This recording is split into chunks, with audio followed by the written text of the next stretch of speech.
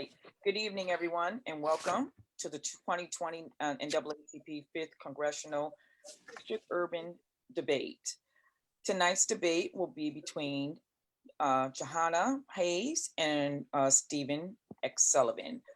This event is being co-hosted by Danbury NAACP branch, the New Britain NAACP branch, Meriden Wallingford, and the Greater Waterbury branches will be hosting this tonight. The moderators tonight will be Sonia Jenks and Lisa. Next, we will do an opening prayer. Is Reverend Christopher Lewis on? Yes, I am. Hi. Let us pray.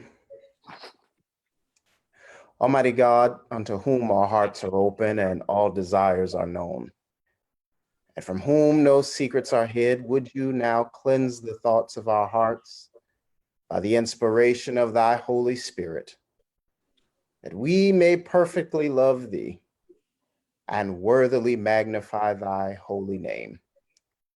God, we pray that the debate tonight will be substantive, that issues will be discussed. Pray that both candidates will lay out their platform. And, oh God, we pray most of all for the citizens of our state. We pray that they will hear what they need to hear to make informed decisions. Oh God, we pray that this debate will be protected and covered, that all hate, that all bigotry, that all racism, that all cynicism will be set aside. We know, God, that what we need right now is change. We know what we need is a representative. So may the representative, may the change agent, may the person who you would have debate tonight be represented to us. This is our prayer. Amen. Thank you. We'll move on. And then once we get into, I'm going to just go over a little the debate format for tonight so that we all understand, the time as far as how long they have to talk and rebuttals and all of that. But next we will have the NAACP Youth College President will give remarks. Is Akia on? Hi. Good evening, family. It is good to see so many of you tonight. My name is Akia S. Collum, the proud president of the Connecticut State Conference NAACP Youth and College Division. I also serve as chair of National Initiatives and Development for the NAACP National Youth Works Committee. It's my honor and privilege to bring greetings on behalf of the Connecticut State Conference NAACP Youth and College Division and welcome you to the 5th Congressional District Urban Debate. Thank you to the Planning Committee, the NAACP branch presidents, President Glenda Armstrong from Danbury, President Jenny Ray Clay from Waterbury, and President Ronald Davis. We as an association recognize that 2020 is a really critical year. Not only are we encouraging folks to get out the count or GOTC, but really zoning in on the 2020 elections. With 70 million eligible voters between the ages of 17 and 35, which is now one of the largest voting blocks during this time, the Connecticut State Conference NAACP Youth and College Division is uniquely positioned to continue to engage, inform, and increase voter education, registration, and participation for non-college youth, faith-based groups, and communities of color who have been disproportionately impacted by the coronavirus pandemic. I'm reaching out to you personally because I believe that when we all vote, we get the change we need. No one else will do it for us. And with COVID-19 and systematic racism plaguing our communities, we need to vote like our lives depend on it, because they do. Gentle reminder, the last day for voter registration in our small but mighty state is October 27th, and the last day to request an absentee ballot is November 2nd. I am a Black millennial voter, and I look forward to seeing you guys at the polls on November 3rd. Thank you. Thank you. All right, next we will have a song by Cheryl Price. Good evening, everyone.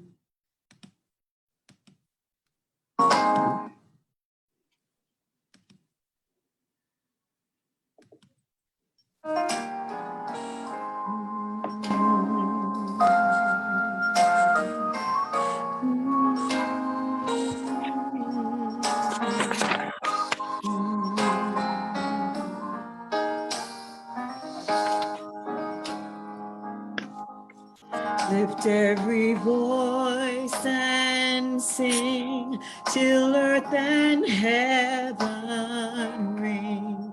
Ring with the harmonies of liberty. Let our rejoicing rise high as the listening skies. Let it resound loud as the rolling sea. Sing a song full of the faith that the dark past has taught us.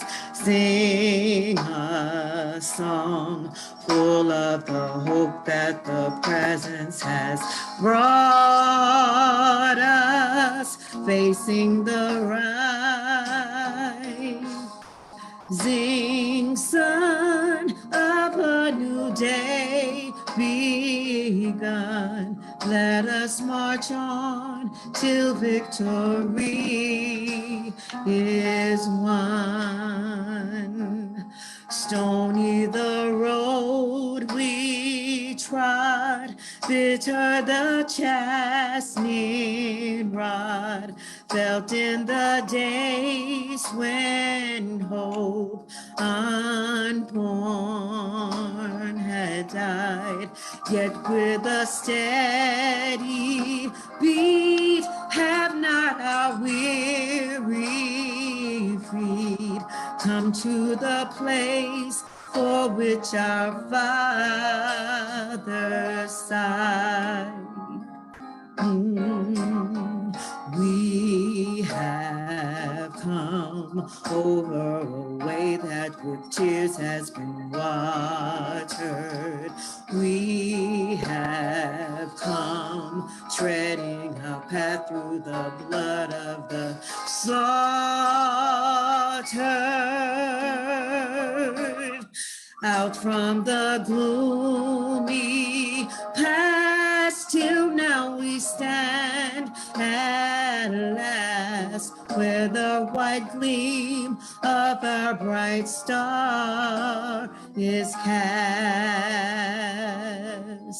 God of our weary years, God of our silent tears, thou who hast brought us thus far are on the way.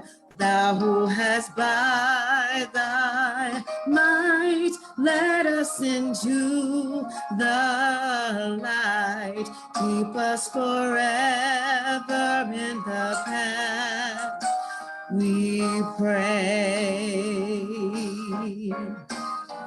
Lest our feet stray from the places, our God, where we met thee. Lest our hearts, drunk with the wine of the world, we forget thee. Shadowed beneath thy hand, may we forever stand true to our God, true to our native land.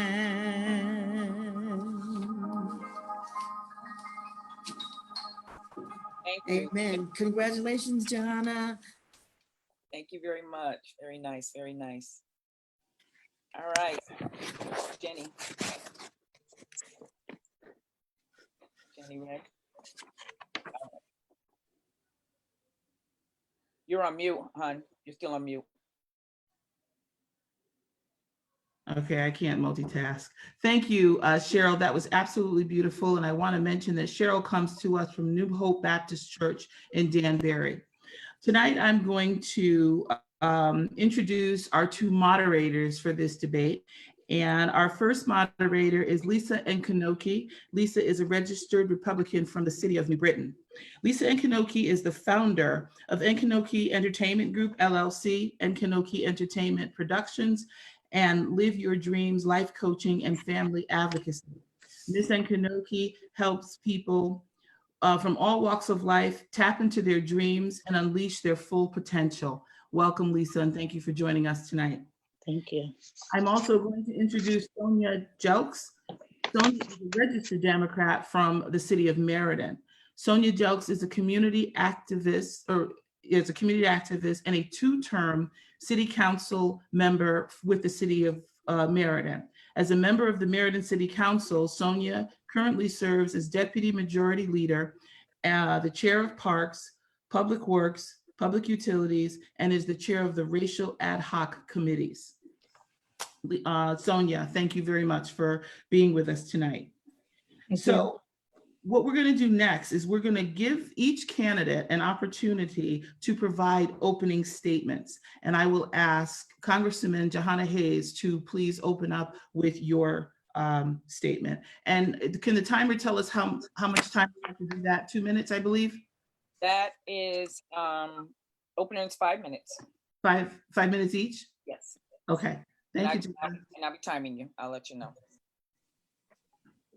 Good evening, everyone. Thank you so much for having us tonight and for hosting this critical debate for this very important election. I'm honored to be here with you and look forward to having time to talk to you about the issues that are important to our communities. I just want to say that I could have never anticipated what I've been met with over the last 2 years in my first term in Congress. There have been so many challenges, from the longest government shutdown to navigating the concurrent global pandemic and social unrest we are living through. But through it all, I've given voice to all of the people in this district. I took hundreds of actions to provide relief to families in Connecticut. As your member of Congress, I have constantly fought for people who had no voice. I've held the Secretary of Education and the Secretary of Agriculture accountable for things like cutting nutrition benefits, Social Security, Medicare, and Medicaid, cutting all of the benefits that people in our communities need. I've pushed back against threats to healthcare coverage for people living in our state with pre-existing conditions. I've taken so many actions to increase PPE for hospital workers and first responders, vital assistance to our small businesses and state government, and relief for those facing food and housing insecurity. I helped to pass the CARES Act, which drew on my legislation to provide Connecticut hospitals with desperately needed funding to deal with this crisis. So far, Connecticut healthcare providers have received over $1 billion in federal funds from bills that I've passed. I dedicated myself to bringing the voices of diverse communities into the conversation, people who felt left behind and felt they had no representation in Congress. On my committee, I've worked to make college more affordable, provide full funding for students with disabilities, and speak out for the safe reopening of schools, even when it wasn't popular. We've passed legislation to rebuild our crumbling infrastructure and make sure that all of our students have equitable access to high quality education is a primary goal of mine. I've worked to lower the cost of healthcare and prescription drugs, provide increased access to mental health services, reinvest in our national infrastructure, and make childcare affordable for every family. In my first term in Congress, I bought back $144 million in grants to cities in Connecticut's 5th District. I bought back $7 million to my constituents in economic impact payments, Social Security benefits, tax returns, and more. Many of the people who contacted my office over the last 2 years are people who have never engaged with their congressional representative, and that is by design. I held 9 town halls throughout the district, held casework on your corner in all 41 towns so that people didn't have to come to us. We made it our priority to go to them, all before being locked down for 9 months in a pandemic. And I'm just getting started. With your help, I'll continue to ensure that your concerns are considered in any rebuilding efforts. Right now, much of the conversation about building our country back is about making sure that businesses and corporations and CEOs thrive. But I am insistent on making sure that families and everyday people in our community share in those benefits, that all of our children has equal access to opportunity and success in this country. At the end of the day, I ran for Congress 2 years ago because I have a deep love for humanity, and I believe that all people can thrive be conscientious and productive citizens if they're just given a shot. I'm running for re-election because I still believe that. And we need a unifier in this district, someone who will see the value in all people and will continue to uplift and ensure that every community has a seat at the table and representation in the House of Representatives. Thank you again for having me, and I look forward to your questions tonight.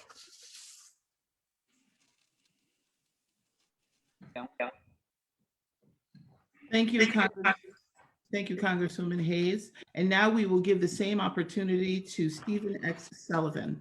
Mr. Sullivan. Well, thank you very much. It's actually David X. Sullivan, but that's all right. I've been called worse, you know, so that's quite all right. I want to thank you for this opportunity, Cheryl. That was a beautiful song and a very inspiring prayer. I'm grateful for the opportunity to speak with you tonight. As I said, I'm David X. Sullivan, and I was born in New Fairfield, part of the 5th Congressional District. And I've worked for 30 years at the United States Attorney's Office here in Connecticut as an assistant United States attorney. I have 5 children, 4 of whom were daughters and 1 son. I have 4 sisters and no brothers. So I began this on June 28th, 2019, 3 hours after I retired. And I did say at the time that it was a campaign against Jahana, but it was a war against socialism. And one of my biggest concerns in the 5th Congressional District and in Connecticut was that we weren't part of the economic boom that was going on in the country. We did not enjoy the prosperity, and Connecticut has suffered, and the 5th District has suffered. Just in the last 2 years, we've lost McKesson Pharmaceutical. We've lost Hubble in Danbury and Bethel. We've even lost fund zones. Our graduates from colleges and high schools can't find good paying jobs, and our senior citizens are struggling to be able to afford to stay here. And you never hear anyone say, when I retire, I'm moving to Connecticut. So we have challenges, and I would like to go back pre-COVID, where we could look at this economy and say, well, we had 7 million new jobs, 1.2 million new manufacturing jobs. And Connecticut wasn't a part of it. So these are my concerns. I was at the state capitol when the governor opened up session this year and talked about how he's going to raise revenue. And it was legalizing marijuana, expanding gaming, and tolls. But I didn't hear anything about job creation. And that concerns me. So much good has happened, and then we suffered with COVID. And we've got to look beyond the pandemic. And we've got to look at Connecticut's future, and we've got to be a part of a more robust economy. Right now, since the recession of 2007, 2008, we're the only state in the Northeast that hasn't recovered. In fact, we have a negative gross domestic product, and that's of great concern. I don't know what the census will bring with respect to our population. I do see a lot of people moving in from New York, if you see a lot of New York license plates. But the reality is that we're at a critical point, and I think we need changes. And we've had Democrat representation in Congress throughout all 5 congressional districts in Connecticut, and our 2 United States senators, and the State House in Hartford 48 out of the last 50 years. We just need to start doing things differently. And I think that I can offer something in that regard. I've been teaching at the Yale Law School since 1996. I've been teaching criminal law at Western Connecticut State. I'm still teaching there 1 night a week. Criminal law. I teach money laundering, terrorist financing at the University of New Haven, and have taught for the DEA and the International Law Enforcement Academy for the State Department. So after 9/11, I served as the asset forfeiture money laundering coordinator for all 93 U.S. attorneys' offices throughout the country. I have 2 law degrees. I'm concerned about the future of all our children, not just my own. And again, thank you for letting me appear tonight, and I welcome your questions. Thank you to both candidates. And now we'll ask our moderators to go over the format for tonight's debate. Hi, everyone. Good evening. So in addition to the opening statements that both candidates have made, we will allow each candidate to speak for 3 minutes per question, and each candidate will answer 4 questions developed by the NAACP and residents of the 5th District. Sonia? Each candidate is going to be allowed a 30-second rebuttal for each question.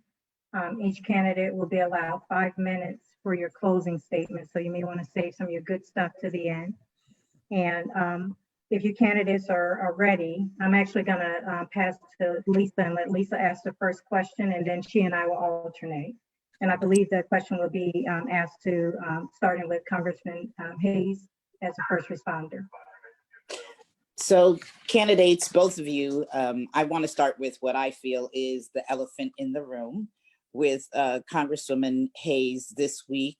There was once again this issue of the vitriol and the hatred that was spewed in our community here in Connecticut, which breaks my heart and I'm sure breaks yours, as well as Mr. Sullivan. One of the things that I'd like to know from both of you is that with what happened, and if people don't know what happened, you did a call in earlier in the week, Congresswoman Hayes, is that correct? And you were spewed about 11 minutes of racial hatred, as well as put derogatory and racist commentary.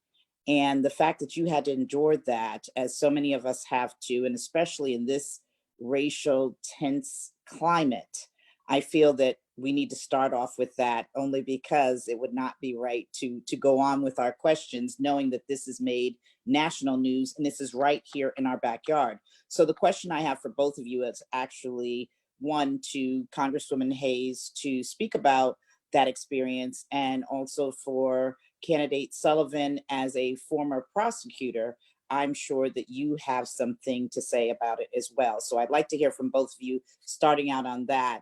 And then, it goes into the actual question that we have is, what do you plan to increase racial tolerance in our community, since we realize it continues to be an issue? But I really want to start on the fact that something took place right here, and that cannot be overlooked. So can we start with that, especially with the NAACP? We have to start with that. Candidates? So just so that I'm clear, do you want me to just describe the incident or use this time to answer your question? I think you can describe it a few minutes. If candidate Sullivan doesn't mind, you can go over it a little bit, a few minutes, and then respond to what it's done to you and how you feel about it, and what you feel can be done in terms of how you're dealing with it, not only as a candidate, but as a human being.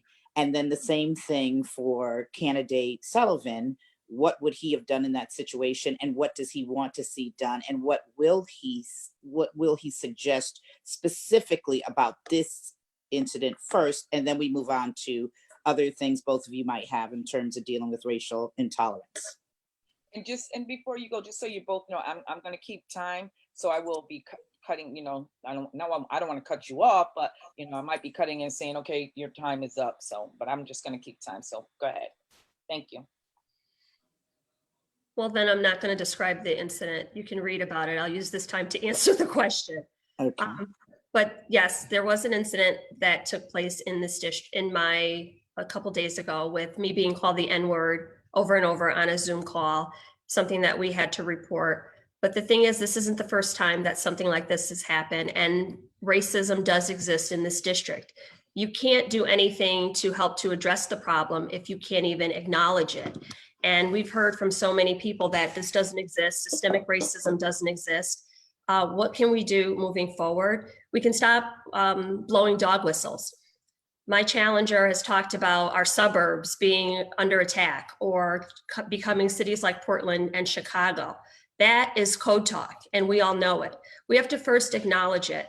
I've proposed lots of legislation, specifically diversity training. Our federal institutions right now, the president has removed all diversity training and does not want any money to go into things like that. That can't exist. We have to acknowledge it. We have to have a space where people can have data so that we can collect the data. I also I introduced a bill to remove the Conscious of Religious Freedom division, which really is using the guidelines in the Department of HHS to allow businesses to openly discriminate. First of all, discrimination in any form against anyone is wrong. And once we allow it against one group, it festers and it develops against every group. We right now have HR 4, which is the John Lewis Voting Rights Act, to make sure that people have access to the polls. My Republican colleagues have fought that every step of the way. Why wouldn't we want people to have access, to have a voice, to have a vote? All of these things contribute to what we're seeing. We hear so many people saying all lives matter and we're all the same, and that is absolutely true. But people should be able to be their authentic selves and display their ethnicity without it being a personal attack on anyone else. And we have to make sure that that happens. To ignore it, you can't solve this problem if you're ignoring it or pretending that it doesn't exist. I think, and more specifically, I don't think that you can trust Mr. Sullivan to go to Congress and be the voice for all people when he has consistently attacked me personally, professionally, in a way that just is not appropriate. If we want to discuss the issues, but to associate me with the squad, if you will, that's been his rallying call since he started. I'm not the only member of the Connecticut delegation who has signed on to Medicare for All or the Green New Deal, but I am the only member, and the only reason that I'm the only member that he associates with far left socialist ideas. And he says, because of the company that I keep. I don't know what terms like that means. Everybody should have access to a seat at the table. Everybody's voice matters. And even if there's differing opinions, those voices are relevant and they need to have a place in our communities. And I don't know how you can represent that if you can't even acknowledge that a problem exists. Thank you. Candidate Sullivan. Yes, thank you. What happened with Jahana on Monday night was terrible. And I issued a press release. I was a federal prosecutor for 30 years. I took an oath to support and defend the Constitution against all enemies, foreign and domestic. And under the 5th and 14th Amendments, this is totally unacceptable. Our country should be a meritocracy. It shouldn't be based on race or age or religious beliefs. It really does equal protection under the law, equal opportunity under the law. I called for an investigation, which is the logical thing to do. I called for the Wolcott Police, where I believe Ms. Hayes was, and the Newtown Police to investigate this matter. And I was pleased to learn that Zoom itself is investigating, but I still think that more can be done. When NASCAR had that situation with what appeared to be a hanging noose, within 2 days, there were 15 FBI agents there. So I would really encourage all, let's find out who did this cowardly, heinous thing. It's unacceptable. Racism, intolerance of other people, their views, who they are, what they believe in, that's not the American way. We are not perfect by any stretch of the imagination, and we always aspire to be better, and we should be better. But with respect to everything else, I have not attacked Ms. Hayes personally. I've gone out of my way not to attack Ms. Hayes personally. I question her voting record and what she's done or failed to do in the district. Voting with Nancy Pelosi 100% of the time is voting with Nancy Pelosi 100% of the time. That was after she had said 2 years ago to the people of this district, she would not support her as the speaker, but she cast a ballot for her. With respect to the members of the squad, well, you are who you associate with. And 95% of the time she votes with AOC. I mean, that's just a fact. That's not an opinion. 96% of the time with Ayanna Pressley, 95 or 96% of the time with Ilhan Omar. I'm not sure about Rashida Tlaib, but I think that's very fair game. And yes, many members of the Connecticut delegation supported Medicare for All. But Ms. Hayes proposed and co-sponsored the most progressive of those packages. And quite frankly, whether it's the $53 trillion Elizabeth Warren plan or the Bernie Sanders $23 trillion plan, neither one are acceptable. 180 million people have private health care in this country. Many people in unions negotiated for that. And many people in Connecticut and in the 5th District would lose their jobs. So I believe in affordable health care for all, but that's not the way to do it. So I respectfully just disagree with the characterization about what I've been doing. I think I've been very respectful with respect to Ms. Hayes's record as a congresswoman and nothing more. But Well, thank you. Let me ask you this, though. You spoke Sure. about, and we appreciate your comments, you spoke about yourself as a prosecutor. I'd like to hear you speak personally what you think about that, number one. And also, have you made a public denouncement of not just racism, but sexism all? Because again, and I'm saying this as an African-American woman, when you say the squad, I mean, that's, first of all, it doesn't matter who she votes with. You want to speak about the record, then it's about her record. In my opinion, it would not be about if she goes along with A, B, or C. Because then it's still kind of signifying that she's with a group. So I'm just curious if you know how that might be related to other folks when you say the squad, and why she would think, or anybody might think. Because again, I want to just say, in fairness, I, as a child, worked on Capitol Hill and worked for a Democrat, Toby Moffett, but then Nancy Johnson was a Republican. So I've worked with both folks, and they worked across the aisle. So I'm just really want to make sure that you are heard clearly and not taken out of context, which you also feel personally, not just as a prosecutor. Well, I haven't had a public forum to denounce racism or sexism, but clearly Here's your I don't. chance.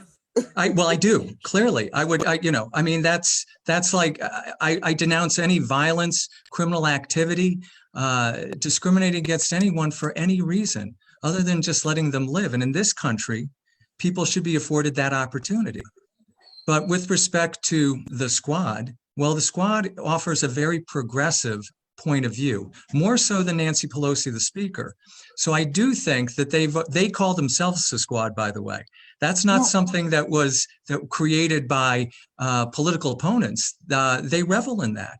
But if you vote like a squad member, the argument can be made that you may perhaps be a squad member. So I don't think that that is an inappropriate characterization at all. Well, I'll just give you my last view. Please don't use the squad. They can use it. I think saying it could be misconstrued. And I think if you want to be as a candidate, we should talk about each other individually. Because I think if we said all federal prosecutors or all people were unfair in law enforcement, you wouldn't like that either. So I think just kind of keep that in mind. And that's coming from me. I just think moving forward. Okay, onward to Sonia. Your floor. We gotta move on. We gotta move on. Go ahead, Sonia. Okay. I thought that there was 30 seconds after each question. Yes, sorry. Oh, go ahead. Go ahead. I just wanted to respond that while Mr. Sullivan says that he issued a statement, he's tweeted at me over 100 times. You can look at his social media and the things that he puts up, and he never once tweeted at me that, I denounce this, I'm sorry that this happened. And as far as only talking about my voting record, Mr. Sullivan issued a press release talking about me enjoying my life in the suburbs. I never voted on my life in the suburbs. And when you talk about discrimination, he's come after me for months because I I sent a letter to support transgender youths, which he says are not real girls, and has unleashed an attack. That's discrimination. Discrimination against any group is discrimination, period. So own it. We've been going for 16 months. You've ran a campaign on all of these things. So own it here tonight. Am I afforded also 30 seconds? Yes. I don't believe I've ever said that transgender girls are not real girls. I don't know where you've come up with that statement. So, consider your facts, but we have not met in 16 months. I saw you once on July 4th, 2019 at a New Fairfield parade. I've been going to these 41 towns. Ask Mayor Boughton if you've ever met with him. Ask Mayor Carbone if you've ever met with her. Ask a number of people who have been elected. You haven't been there. So everything that I've said has been directly related to what you've done or failed to do as a Congresswoman. Thank you. I believe I have the next question, and this question is going to be directed toward our candidate, Sullivan.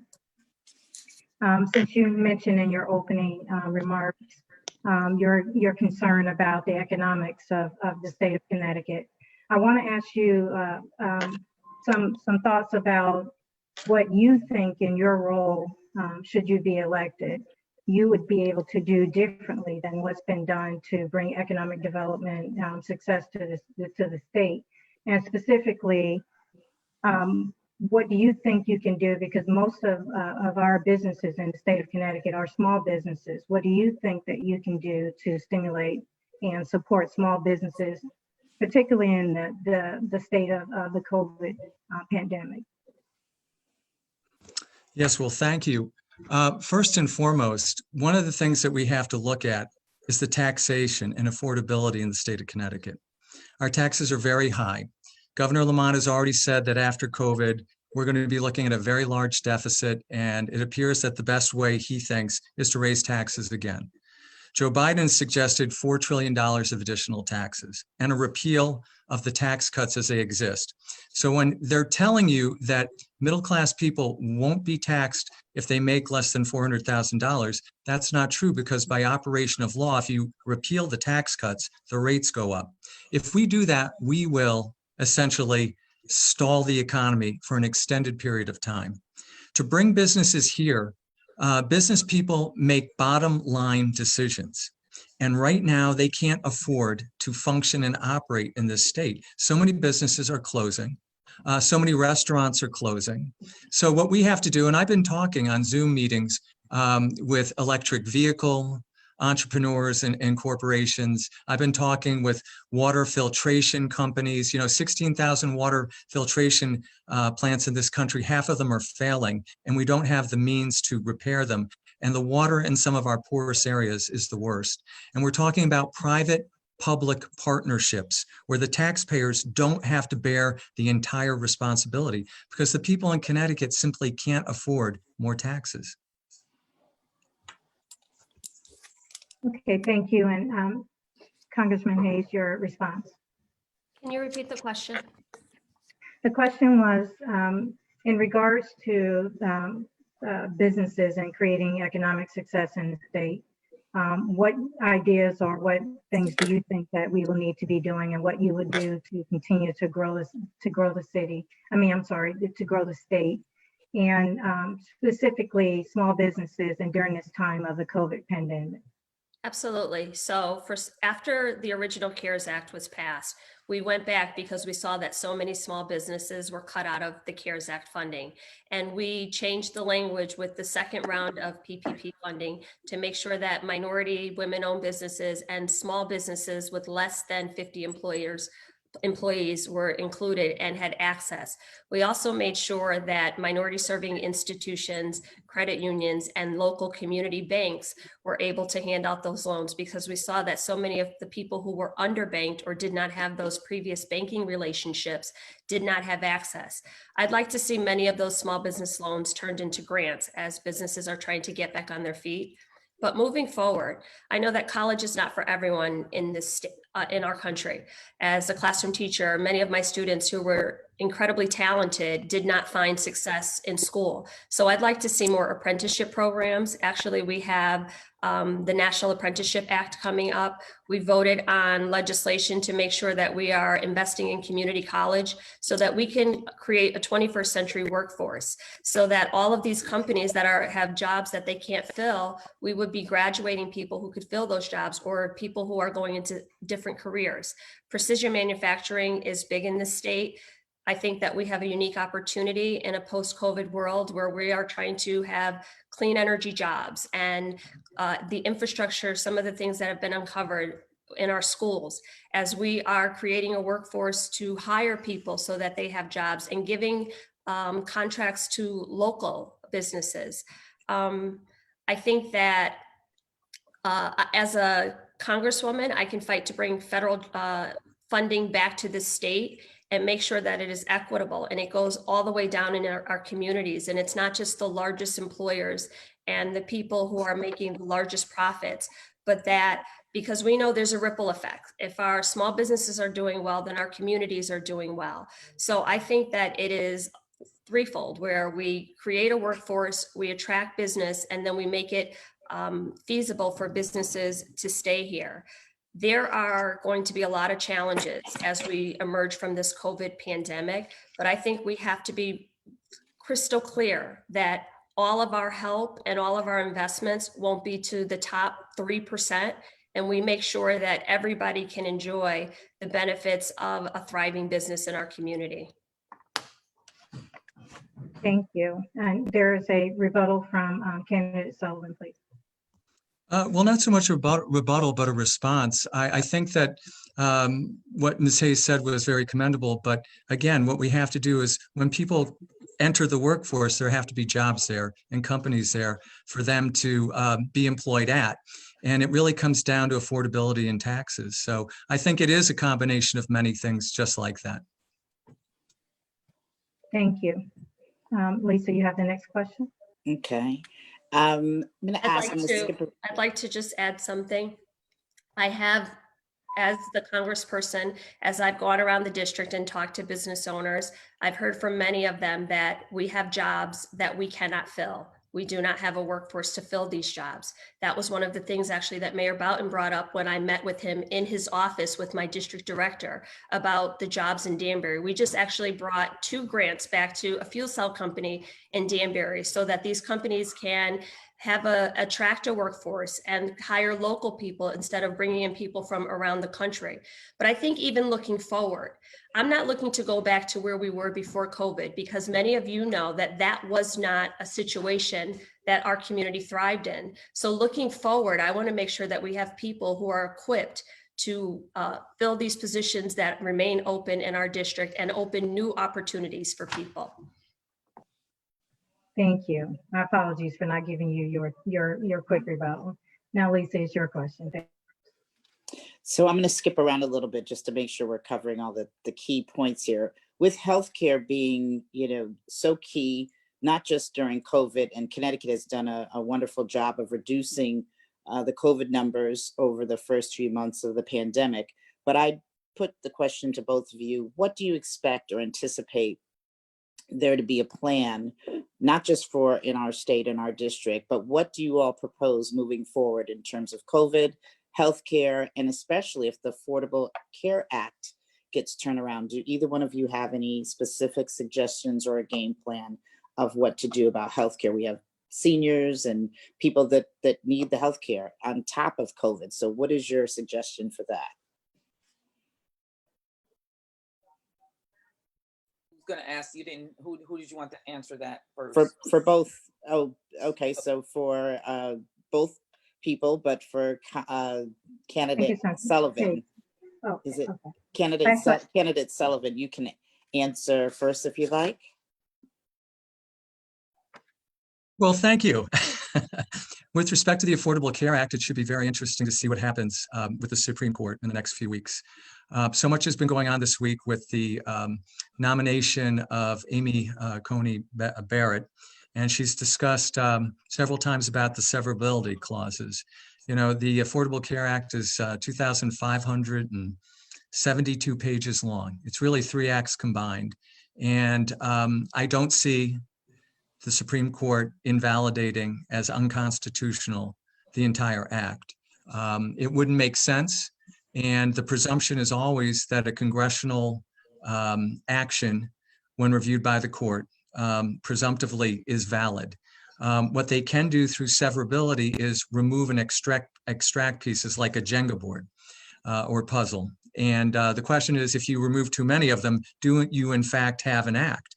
But I think it would be ill-advised to invalidate as unconstitutional the act, simply because we have nothing else in place. We need affordable health care, and Congress is broken right now. I mean, quite frankly. And if you look at the first 3 debates for the Democrat presidential, I mean, there were a great number of attacks and criticisms about our healthcare as it stands right now. Premiums have gone up 30% under it. You don't have the same doctors. We need a government option, but we need to open up healthcare and make it competitive. I think Husky in this state has done very well. I know that one of my daughters is on Husky right now, and we're very grateful for that. So it's something that moving forward, we have to do more, and we have to reduce the cost. And we need to make sure that everyone gets covered. It's very important that we have everyone with an opportunity to be able to support and provide for themselves, which is why the economy is so important. We don't want people having minimum wage jobs, because minimum wage jobs produce minimum wage lives. So it's really important that post-COVID rather, that we really get the economy going back again, and we get Congress talking to each other. Thank you. Congresswoman Hayes. Thank you. Can you repeat the question? So the question was basically around healthcare and the importance of healthcare. What would be your proposal? We've done very well in this state, but obviously COVID is increasing. So what would be your proposal about healthcare, as well as the upcoming healthcare acts and what it could do and what it means for all of us in this community? Okay.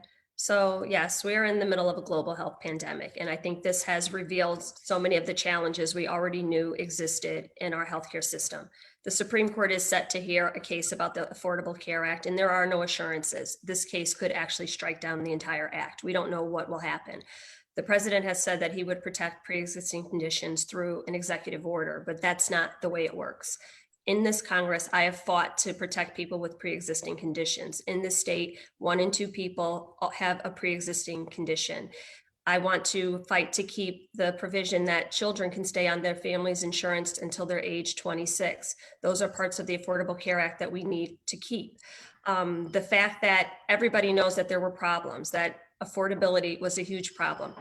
I signed on to Medicare for All, but it does not mean that all bets are off the table. I want to do anything I can to make sure that more people, not less, have health insurance. I am not a purist, so I've worked in this Congress to lower the cost of prescription drugs. I actually introduced a resolution which declares racism a public health crisis based on the data that was coming back when we first saw COVID explode in our state, especially, and around the country as well. Black and brown communities and minority communities were the hardest hit. Maternal mortality against Black women is 1 in 4 times higher than in other communities. These are all things that we have to look at. I want the CDC to invest money in collecting the data so that we can put resources where we need to.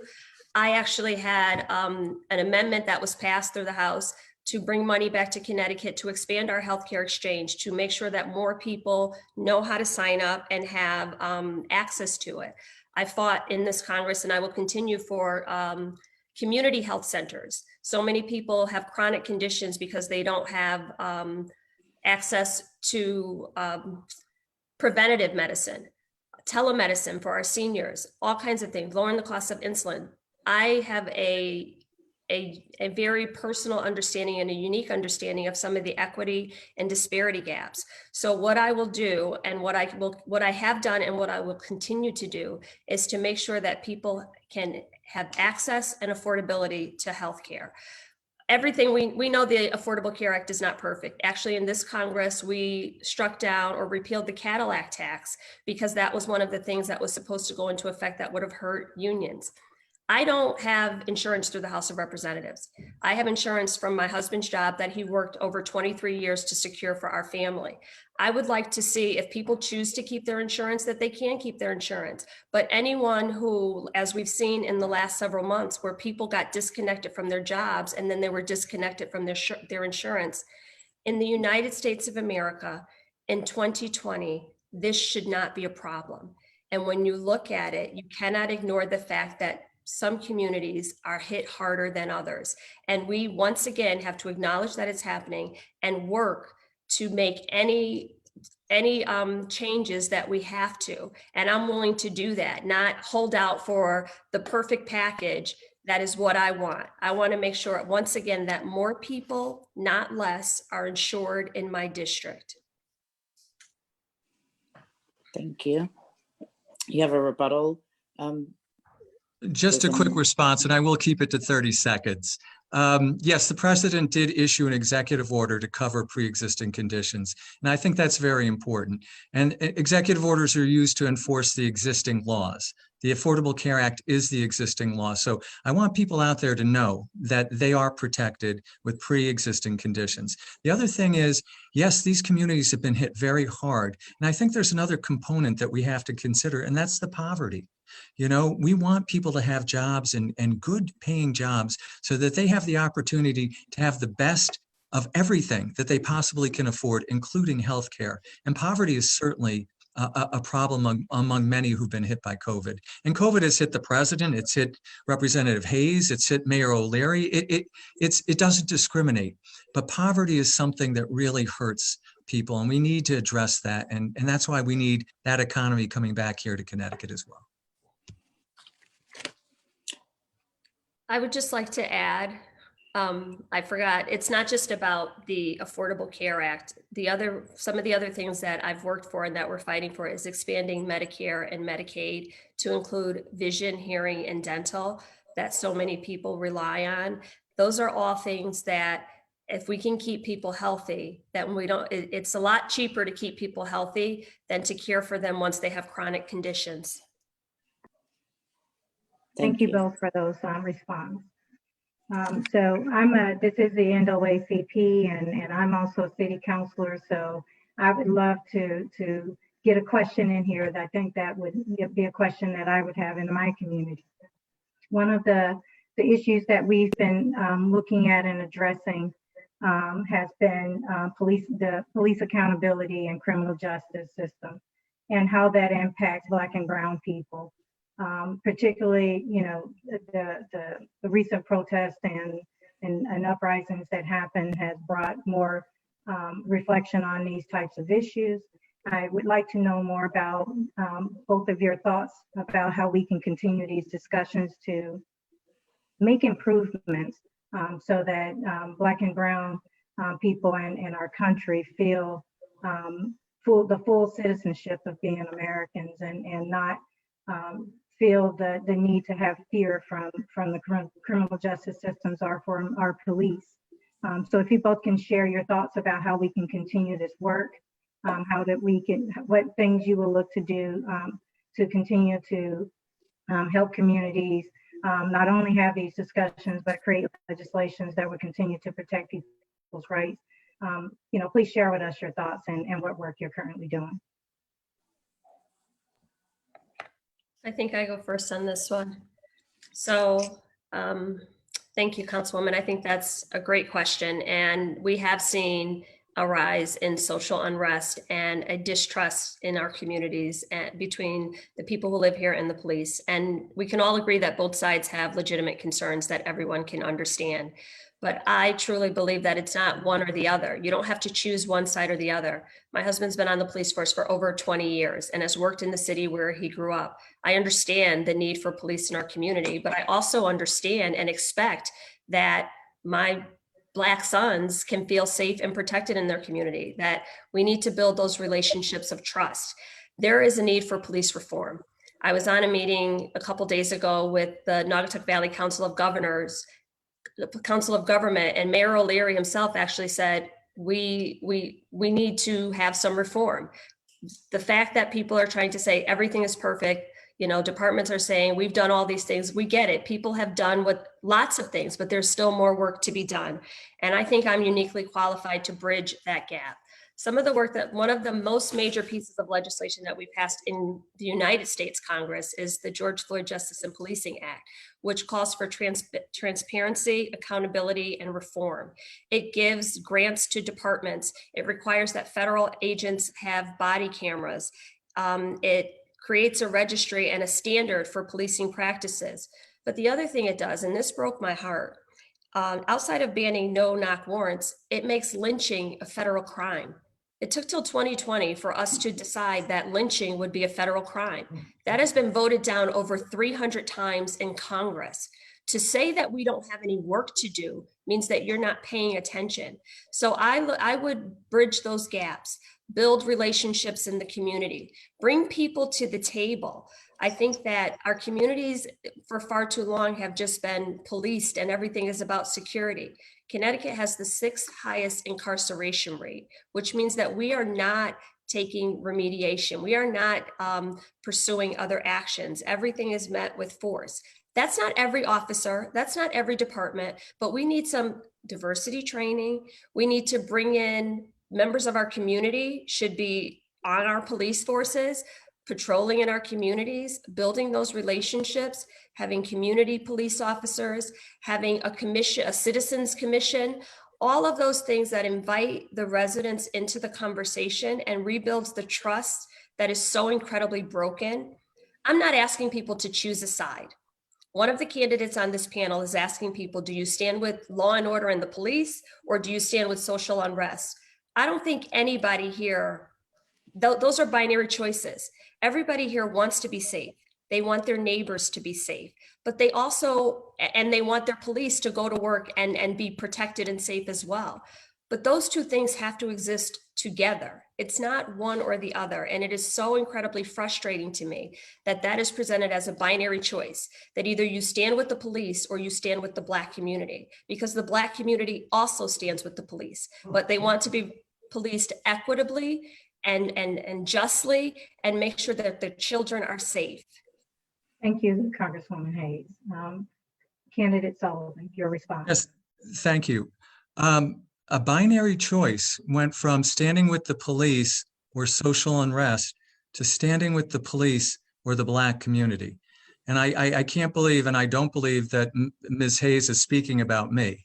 I can tell you right now, we've had over $2 billion of property damage, people's lives taken around this country. The rule of law is the rule of law. First Amendment rights for peaceful protesting is great, and I support it and would always protect it.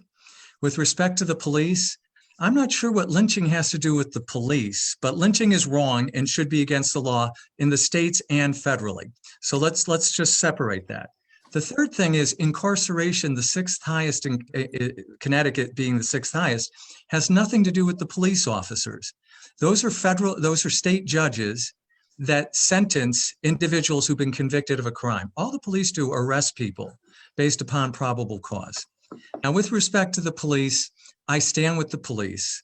There was no knee on the back of anyone here in Connecticut. When I'm asked about rioting and people say there was no rioting here, why are you talking about rioting? We want safety. We want safety in our communities, and that's not a partisan issue. So safety in our homes, our communities, our places of worship, our schools. With the police, I've worked with state and federal law enforcement for 30 years, and I can tell you, no one in law enforcement, and I'm sure Ms. Hayes' husband would agree, ever wants to work with or condone bad police practices. When Ms. Hayes came out in July and said that the police, the Capitol Hill police, she felt were discriminating against her, I supported her publicly. When she said her husband had told her that they were policing differently on the east side of Waterbury as opposed to the west side of Waterbury, I supported her publicly, as I did this week, supporting her. You know, we support law enforcement, but we will not tolerate, improper practices by police officers or anyone else. It's not a binary choice. The choice is the rule of law, and we all have to stand by it. We have equal rights and equal protection under the law, but we must respect the law, and no one is above the law. So I think that with respect to the Senate bill and the House bill, sadly, Tim Scott's Senate bill is virtually 75% identical to the House bill. Now in the House, there was no discussion on the floor with the Republicans. If you guys can wrap up, because our time is getting limited, so if you could wrap up, thank you. Okay, I'm sorry. And with Tim Scott's bill, he offered 22 amendments to the Democrats in the Senate, and they walked out. So it's unfortunate that Congress can't get along on this issue that they're really more than 75% of the time they're agreeing on. So we've got a lot of work to do. Thank you. Thank you. And do you have a response, Congressman Hayes? I do. I guess I would just say that if you can't understand the connection between Connecticut having the sixth highest incarceration rate and the way communities are policed, then you're not understanding the challenges that exist in this community. And the councilwoman's question was about policing in the Black community. That's where I drew the line. And a person doesn't appear before a judge unless they're arrested. There are some serious conversations to be had and understanding of the way communities are policed. Thank you. I didn't understand the policing question to be just about the Black community. We're all one community. And with respect to the incarceration, again, people are presumed innocent until proven guilty, regardless of whether they're arrested. So that's something that's adjudicated, and that's left to the deference of a judge. Candidate Sullivan, the question was specific to the Black community, but that's fine. Thank you. I think I have to ask something because, again, this is the NAACP. I would have to ask, in terms of when you're speaking, in terms of we're one community, Candidate Sullivan, do you also believe that there is racial injustice in our communities, in our state? And when you talk about, you mentioned about the, people looting or what have you, tearing up things. Are you also aware of the history of centuries, decades ago, of how some of the tearing down actually started to tear down Black communities? I think because it is the NAACP, I'd be remiss if we didn't bring up some of the history and being clear that possibly some of the misinformation about what's happened in our community. So I guess the question is to both candidates, but starting with you, candidate Sullivan, is do you believe there is racial injustice in our state, in the country, and also why, and also I guess I should ask the question to both of you, why do people believe, or do you believe that when people support Black Lives Matters, it means that they don't support Blue Lives Matter? Or is that your understanding? So again, let me just be clear. I want to talk about the history in terms of racial injustice and what your beliefs are, and also to talk about the fact, if you believe people supporting Black Lives Matter, does that mean that they don't support Blue Lives? Well, with respect to racial injustice, does it exist in our communities? Absolutely. So does hatred and anti-Semitism and Islamophobia. There are many things. We can be a good people and we can be a bad people. Those are elements. We wouldn't need prosecutors, and we wouldn't need law enforcement officers, and we wouldn't need judges, and we wouldn't need prisons if these things didn't exist. I don't know what other people think about whether you can't support Black lives and law enforcement. I support both. I support the rights of all Black people, all white people, all Asian people, all Latino people, everyone. And I support the, and by the way, law enforcement are all of those things too. We're all people. So I don't see it as a binary choice at all, nor have I ever suggested that. But law enforcement right now, the defunding, the vilification of those that had nothing to do with things like in Minneapolis. No, I think we hold those accountable in our communities who have done things in our communities. I believe in that under the law, and they should be prosecuted if they violated the law to the fullest extent. So I hope I've answered your question. Okay. Congresswoman Hayes. So to answer your question, yes, I understand the history of injustice that you speak of. Actually, just this year, I did the March to Selma with a congressional delegation as a reminder of that history. Many of the laws that we're talking about, many of the things that we're discussing are born out of that history. The fact that we had to pass an anti-lynching law is born out of that history. And it starts at the federal level and trickles down. These are all the things that we feel in our communities. There has to be some standard. Just a small correction. When I said Connecticut had the 6th highest incarceration, it's the 6th worst racial disparity in incarceration. So something is going on. We have a problem here. I support both Black lives and Blue lives. Under my roof, we have Black lives and Blue lives. I'd like to see more Black lives on the police force as parts of, policing our community and building that level of trust. But to say, you can't talk out of both sides of your mouth. If you support it, then that means you have to first acknowledge that there's a problem and make sure that we're working to close those gaps and bring people back together. My challenger has run a campaign. I had an obvious slip of the tongue and ran a whole campaign about me saying that all, riots or protests are violent. Clearly it was not, it was a slip of the tongue, but to use that to just fuel and to gaslight, that's not what this is about. What I'd like to do is bring people back to the table. When the state, I'm sure in the next session, before they implement any changes that they've made, they're going to ask for community input. I want people to feel that their voices are heard and that they're necessary and want to stand up and be a part of the conversation, not turn away and disengage from these community conversations. So all of those things have to happen. But my work at the federal level is to pass federal legislation and to bring funding back to support, some of the police reform that we have here. Additionally, I would want to make sure that we are taking some of the things like mental health, addiction, homelessness, things that police have to deal with that fall outside of their role, take those things off their plate so that they could just deal with what is prescribed by the law. More community-based programs, more rehabilitative and restorative programs. Those are the types of things that we need to rebuild our community so that our police are respected and Black folks also feel that justice is applied equally. Thank you. Candidate. Okay, Very I was gonna say briefly. if you had a rebuttal. I'm sorry. Thank you. Very briefly, on June 27th, Jahana Hayes was interviewed on a radio. She was asked directly about riots. She gave an answer. On June 29th, we quoted her in a press release. She didn't respond. We then had a television ad, radio ad on September 1st. She never corrected her own statements. So what she says, mean what you say and say what you mean. With respect to what's been going on out there, there were 65,000 911 calls on May 29th in the city of Chicago. Now, normally there are only 15,000 911 calls a night. There's a lot going on that the police officers have to handle. And sadly, yes, drugs, depression, alcoholism, domestic violence are all a part of that. And I'll stop now just because the 30 seconds has expired. Thank you.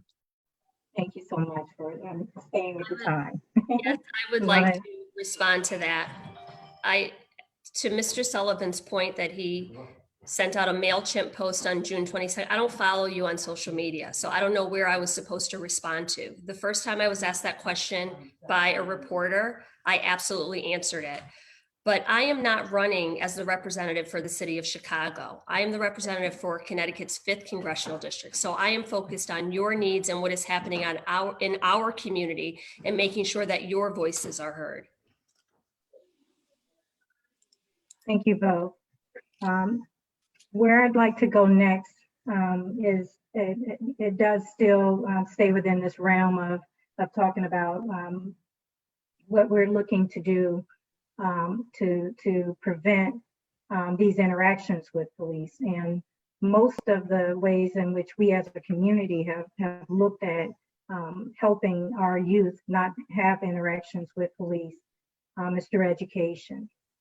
And so I would really like to have you address the disparities that we know exist today in education, what we can do to eliminate some of the funding concerns that we have around how schools are funded and the types of education that our kids are receiving, and making sure that our urban districts aren't necessarily unfairly held to the same standard with not enough funding and the same resources that some of our other districts, our more wealthier districts have. Thank you. And that question, I believe I'm starting with Congresswoman Hayes.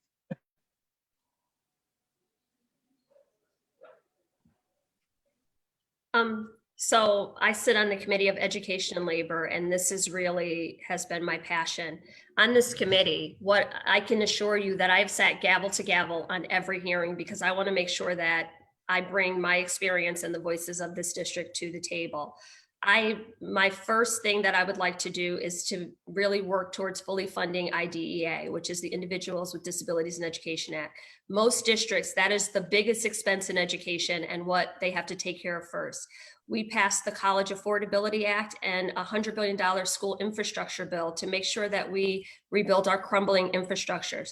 I have introduced legislation to diversify the teacher profession, to make sure that we support trauma-informed education practices so that we have counselors on the ground in our schools.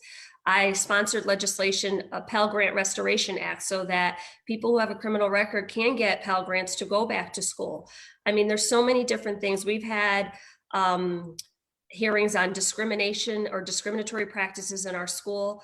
I would like to see that we are putting the most qualified teachers in front of our students and supporting them with the resources that they need. Most recently, when we passed the infrastructure bill, it wasn't just roads, bridges, highways. We included broadband and connectivity because we saw that the digital divide is keeping so many of our students back. I'm working to close the homework gap, to make sure that kids have access to internet at home and in their communities so that they can complete assignments.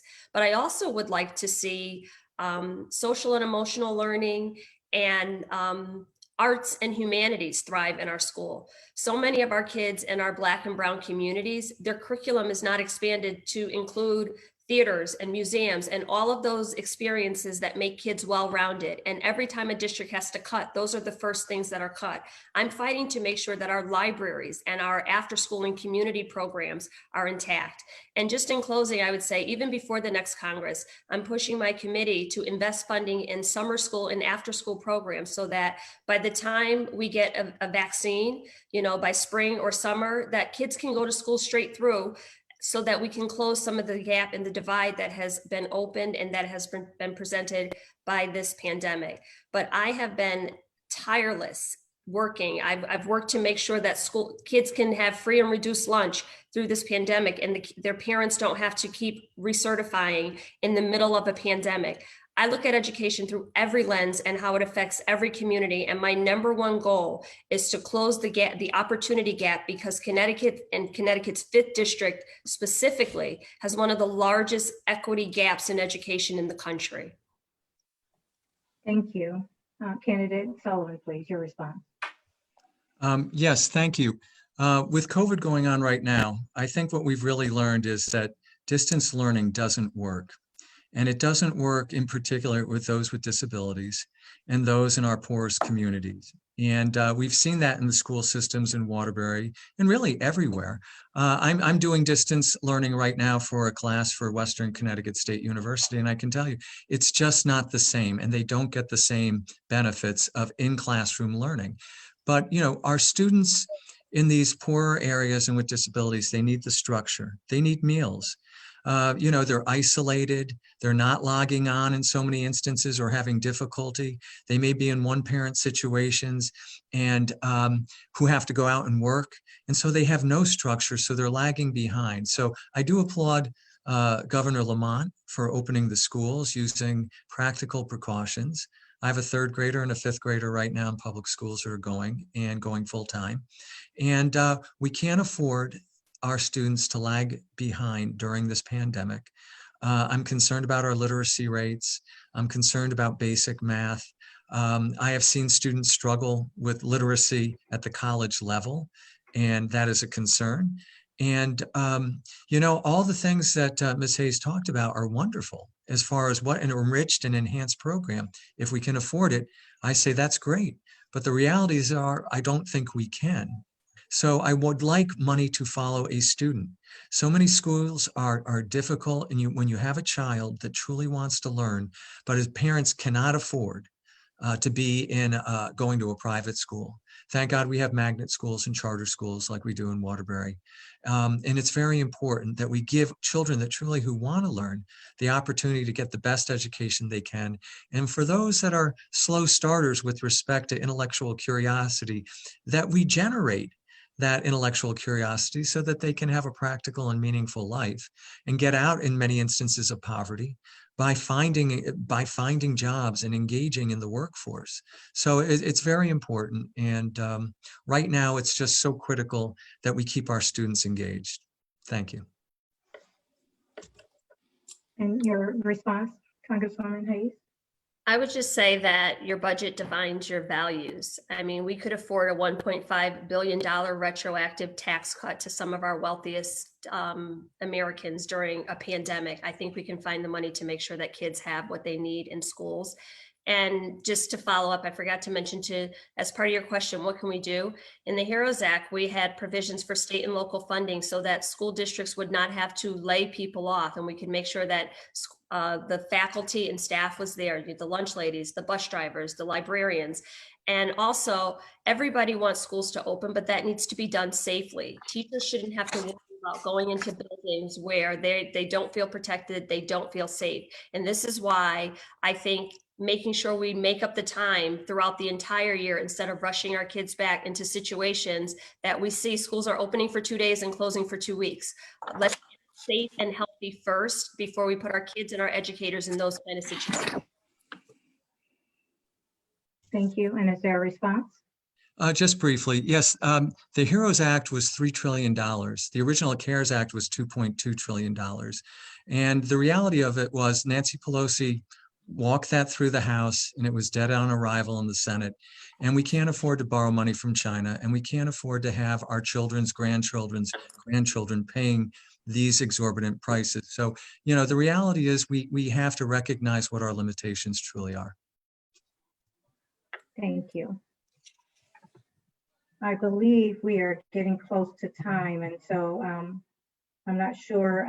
Our two timekeepers do we have more time for one more question? We have time for one more question. Okay, Lisa, I'll leave that one to you.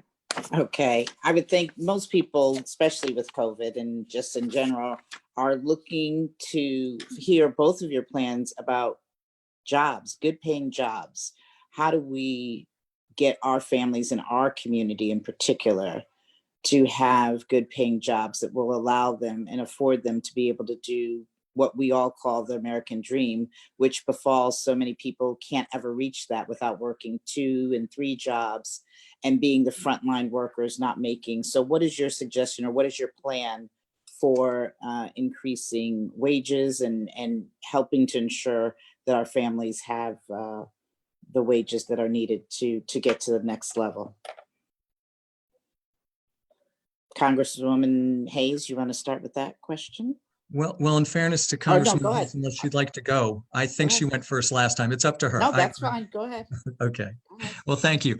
Again, prior to this pandemic, we had 7 million new jobs in this country over the last 3 years. I mean, that's just a reality. We had 1.2 new manufacturing jobs. Now with the pandemic, we see that China, which was largely responsible for the production of all our generic prescription drugs, working with the DEA for years, we were aware of this because we were also aware that they were also producing pretty much all the fentanyl that was plaguing our communities and with this opioid crisis. We need to bring those manufacturing jobs back. We need to get McKesson Pharmaceutical back into Farmington. We need to get the production of all the medical devices that once Puerto Rico had back in Puerto Rico because they so desperately need it, and back in Connecticut. So we had a lot of good things going on. And as I said earlier, why I was running for Congress, because we weren't part of that economy. We still have negative gross domestic product. 72% of those jobs were filled by women. We had the lowest unemployment rates for Black Americans, for Asian Americans, for Latino Americans, and for Black teens, but not in Connecticut. That's what we need to do. We need to go back so we can move forward. And we were on the right direction. By lowering the corporate tax rate, we saw companies like Lowe's and McDonald's and Target giving $5,000 to their employees to go out and adopt, or $1,500 at McDonald's, even if you work 15 hours a week for school. I mean, these were good things that were going on, and corporations were able to reinvest in themselves and hire more people, but not in Connecticut. That has been our problem. It wasn't here. So let's get back to that economy. It may take a while for this vaccine. I think we're all very hopeful and optimistic, but the reality is we don't know. But at some point, we need to still have an environment that's business friendly, and then bring that to Connecticut. And Connecticut needs to be business friendly. That's our biggest problem. Racism exists, and we should all reject and condemn it, but we should also reject and condemn poverty. The 99th Congress, Lyndon Johnson was president, the war on poverty. We've spent trillions of dollars on poverty, and yet we have it. We have fought with the Civil Rights Acts to eradicate our country and the world of racism, and we still have it. These are always works in progress. I want to be a part of that. And I'd like to help. And I do think that we can get rid of racism and we can get rid of poverty, and we should do it hand in glove. Nobody's more empowered than somebody that can take care of themselves and stand up for themselves, because they're not a second-class citizen and they're not in the back of the bus. They can go and do anything that anyone else can with equal rights and equal protection under our laws. And we have to aspire to that and still achieve it. So thank you. Thank you. Congresswoman Hayes? Can you repeat the question? The question was about basically wages, creating good wages and jobs for our families in the community And, specifically, what is your plan? Absolutely. So we voted in Congress to raise the wage. I think that we all should be fighting for people to have a living wage and to make sure that not only corporations, but also employees enjoy any economic boom. So much of the what we're talking about in the economy and the economy thriving doesn't take into account that many people were underemployed, working multiple jobs, or not enjoying the benefits of this robust economy. We saw that at the beginning of a pandemic when people didn't have $400 in the bank to sustain themselves if they lost a paycheck. So we have to make sure that our economy isn't just about the stock market, but it's about the people who are working, the essential workers. The fact that we saw that it wasn't the CEO of Stop and Shop who was affected and had to show up at work. It was the employees who were the grocery clerks in the line. So we have to make sure that everybody is experiencing any rebuilding in our economy. I think for many people in the Black community, they know that labor built the middle class. Most people were able to see some type of success, achieve home ownership, working in places like the post office and state jobs, places where they had union protections, because alone they could not survive. I think what I do specifically is fight to protect the right to organize and to collectively bargain, and to make sure that when people go into a job, they're not there by themselves, that there are protections. As we all know, many of the provisions that we're talking about in the Constitution and the law, sometimes we have to go back and look at those with just a different perspective and talk about how certain groups are discriminated against or left out of the economy. And it's up to us all to make those changes, to be willing to look at those things and say, we have to make sure that this doesn't continue to happen. There is a gender pay gap that we need to close to make sure that women are making the same amount of money in their jobs as their male counterparts. We have to make sure, we saw in this pandemic where domestic workers, who are the largest segment of Black and brown women, did not have protection, didn't have OSHA protections, didn't have PPE, were not paid fair wages. I think that just making sure that there is an equitable distribution, so that it's not just the businesses and the CEOs and the investors that are benefiting from a thriving economy, but it's also the people who show up to work every day. Okay, I was going to say rebuttal from candidate Sullivan, and then we're going to have to wrap up. You know what? And I have to be honest with you. I don't know if we're going to have time for rebuttals now, because candidates both get a 3-minute closing remark. Okay. Just to be conscious of everyone's time, because it's supposed to end at 8:30.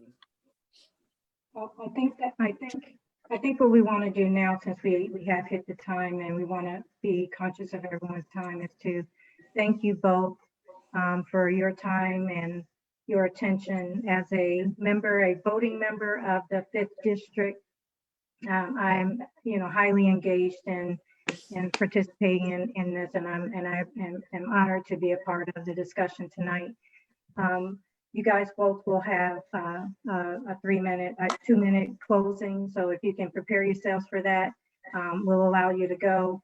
But I also want to thank my co-moderator, Lisa, for your help tonight as well, and for the opportunity to meet you. Thank you. So which one of you guys is completely up to you? Who's ready to do your close? Who's eager? Come on, hands up. I can generally, whoever opens, the other person closes. Okay, I believe we started with you, so I believe we'll let Mr. Candidate Sullivan close. Tanya, I wish you to call me David, not Stephen, but David would be okay. Candidate Sullivan is so formal. I want to thank you and Lisa. I'm from the South, I'm sorry. So is my wife. She says miss everyone, but thank you for this opportunity. These are discussions that we have to always have. We need to have, and we can never be satisfied with a status quo when it comes to equality for all people. And as Jahana Hayes just said about, even equal pay regarding gender. Well, I have 4 sisters and 4 daughters, and I can certainly understand that. I've been a public servant for 30 years. I did take an oath to support and defend the Constitution, and I meant that. That's the way I've lived my life. That's the way I was raised. My mother lives here in the 5th District still, and she'll turn 90 next week. And she's out in Southbury to Heritage Village. And I think she raised us right. You know, we can't hide or shy away from any of the difficult problems that we face as a people. Lisa, with respect to this squad, I hope you didn't take that the wrong way. I got the sense that you were talking about it in a racial sense. I look at it as an ideological sense, and not even as a gender sense. I'm concerned about socialism, and I think many of the programs that they're advancing are in fact socialism. Medicare for all would give the federal government 19% of our economy to control. That's socialism. You may disagree, but that's a lot of the economy. We have a lot of work to do on social issues, on economic issues, on growing our economy, not just as a nation, but in Connecticut. Connecticut has suffered too long. And if we've had anything, we haven't had diversity of thought in Washington from Connecticut in a long time. We've had 5 Democrats congressmen for a very long time, throughout the 8 years of the Obama administration and into the Trump administration. I have worked in my 30 years for 2 different Bush administrations, the Trump administration, 8 years of the Obama administration, 8 years of the Clinton administration. I respect the office of the presidency and whomever is serving in that role. I've been, I believe, a good and faithful public servant, and to be fair to all people at all times. So that's the kind of congresswoman, that's the kind of congressman that I would like to be. And, you know, I want to thank you all again for this opportunity. I've grown up here, I've lived here, I've worked here, and I don't want to die here yet, but I would like to spend my life here in Connecticut with all of you. And I hope that after this format, after Zoom, that we will meet again, you know, in society, in our communities. And I hope if we see each other, if you see me, please, you know, come over and say hi. I'd really like to get to know all of you. And thank you again for this opportunity. And thank you, Jahana, for this opportunity this evening. I don't know where Bruce is, but, you know, it's the 2 of us tonight. So thank you all very much. And God bless you all. Thank you. Congresswoman Hayes. Thank you. And thank you for providing this opportunity. I entered politics, or, you know, threw my hat in the race, and I believe that everybody, these seats are not anointed or appointed. This is what I've said from the very beginning, and everybody should have the opportunity to run, to challenge someone. So, you know, thank you, Mr. Sullivan, for deciding to throw your hat in the ring. But I truly believe that I am the best person to serve this district. I know this is an NAACP forum, but I am not just the Black Congresswoman. I'm the Congresswoman of everyone in this district, and I think I'm uniquely positioned to bridge the gaps between all communities. Mr. Sullivan is right. We do need diversity in our congressional delegation, and I think I bring that because I'm not sure, but I think all of at least 5, maybe 6 of our representatives are lawyers. So I bring you the diversity of being a teacher and an everyday person right from your community, someone who understands through my own personal experiences the same things that you're talking about, and am able to bring that perspective to Congress. I look forward to uniting this district, to bringing people together, to having the same conversations with the Farmington Valley that I'm having with Waterbury, New Britain, Danbury, because our issues are the same. It's about making this country better for our children. We have some tough roads ahead of us. We have to work on healthcare, the economy, our schools, social unrest, immigration, all of these things that we've been talking about, all of the things that you care about. And I can tell you, I'm going to fight as hard for your family as I would for mine. And I want to do that with you as a partner. You know, I want to open doors and bring people through them with me. Last year, when I went to the legislative conference, I brought a group of young people from the NAACP with me so they could see up close and personal what Washington looks like. I want everybody in this district to feel like their government and the roles of government belong to them, and they have unfettered access to them. So on November 3rd, I'm asking for your vote. I hope I have your support so that I can continue to lead you and represent you in this district and unite our communities as opposed to dividing them.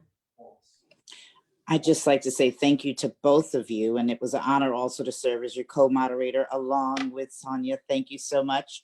And I would just like to say, no matter which one of you wins, that we continue to work for unity and to work across the aisle. And thank you to the NAACP. And now we're going to throw it to, I believe, the benediction. Is Reverend Samuel Blanks on? Yes. Would you like to close us out in prayer? Let us pray. God, we thank you for tonight. Thank you for all of your blessings, and thank you for these two candidates. Would you keep them strong? Would you keep them safe? Would you keep them healthy? But God, importantly, would you keep them both sane?